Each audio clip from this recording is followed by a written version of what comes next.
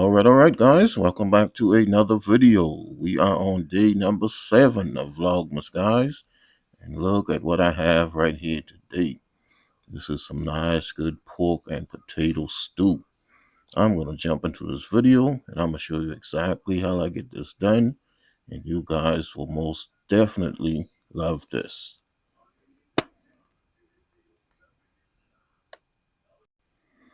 Alrighty, guys. So this is what I'm going to be using here today. I got me some nice pork steaks right here. I caught these things on sale. I actually had 6 of them, but I'm only going to be using 2 because they are huge.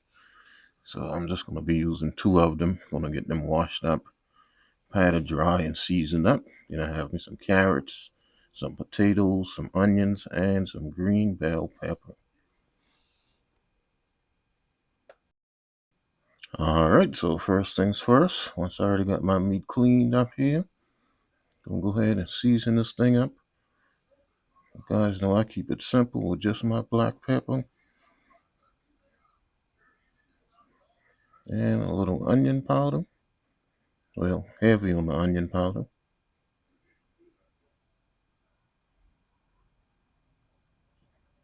Alright, then I'm going to come in and add me a little bit of this seasoning salt on top of here. I want to season this thing really, really well because these are huge and I don't want this to be bland at all. Alright, so once I get that side to season up, I'm just going to come in and just give that a flip. Then I'll get the other side seasoned the exact same way. Alright, so once we have the second side all seasoned up, I'm going to go over to my shallow Dutch oven right here, and I got a little bit of vegetable oil in the bottom of this. And I'm going to go ahead and just get these inside of here and let these brown off for a few minutes on each side. Alright, so after a few minutes on one side, I'm just going to come in, give it a flip, let this other side brown up a little bit.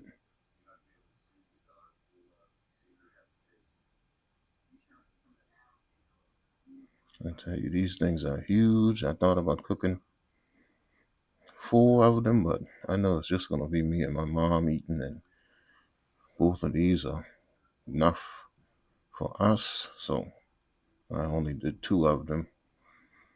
Alright, so once I get it browned off, then I just added some water to it. I don't know what happened to the first clip where I added the first set of water, but just came in and added a little bit more water. You just want to kind of barely cover this with water. And once I get that covered with water, then I'm just going to go ahead and put my top on it and just let it cook for maybe about an hour or so until it is done. Until it is nearly done. It's not going to be done in an hour. This is a tough cut of meat right here. But first I'm going to add this beef bouillon powder first. You could use chicken, but I had these laying around and I decided to go ahead and use one of these.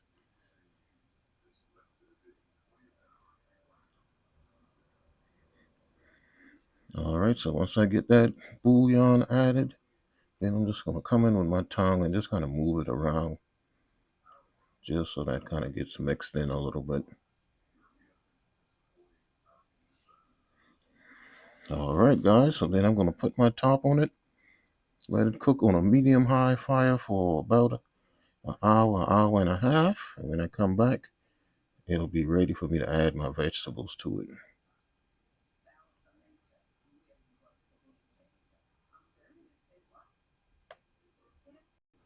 Alrighty guys, I am back, and I let these things cook for about an hour and a half, hour and 20 minutes or so. Just kind of simmering on a little medium fire. You can see that it's starting to really give, and it's wanting to separate from that bone, so this is going to be the perfect time for me to go ahead and get my vegetables added in so that my vegetables and my meat will be nice and tender at the same time.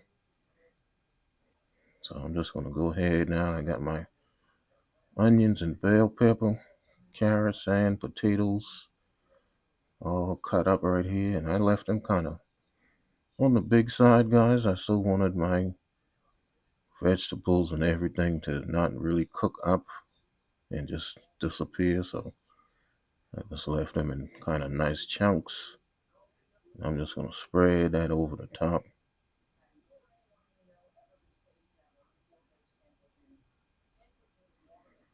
All right, so once I get those in there, then I'm going to come in with my spoon, give this a taste test, and make sure that I have my seasoning on point.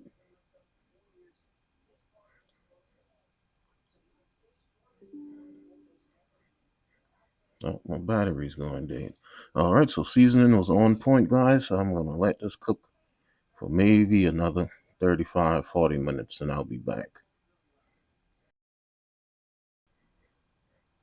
Alrighty, so I am back here now, and this is how my stew is looking after another 35-40 minutes or so. See, my potatoes and everything are getting nice and tender. And I had this on a just kind of a medium fire, guys, just kind of letting it just hang out a little bit. You can see that my bone is just out of here. Basically, we're gonna just get this thing out of here. All of the meat is separated from it, and that lets me know that that meat is just nice and tender, just the way I want it. So we're gonna get that one out of here. Then I'm gonna come in and take this other one out.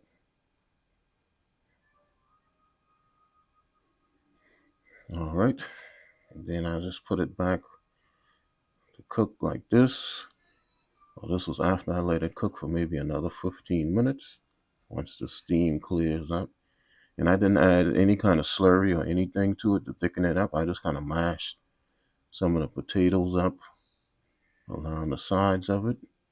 And that helped to kind of thicken it up as much as I wanted it to be. So I didn't have to add any kind of slurry or anything to this. But this looks absolutely wonderful. My vegetables are nice and tender at the same time. Carrots and potatoes. So I got me some nice white rice, guys, and I am going to go ahead and plate this up, take my thumbnails and my videos, and I'm going to come back and give this a nice taste test. Some nice good pork and potato stew. And I just know that this thing is just absolutely wonderful.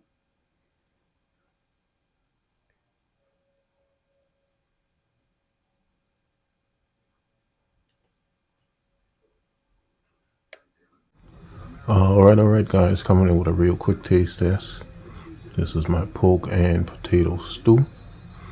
Got me little carrots, white potato. We're going to jump right into this thing. That's nice and tender.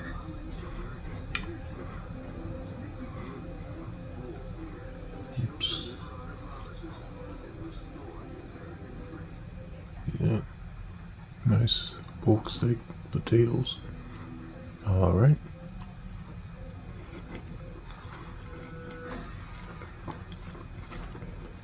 Yep. I need the spot right here.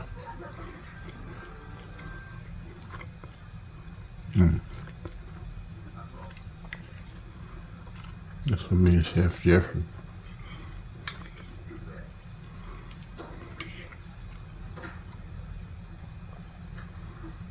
There you go, Chef. That's for you. That fat cap.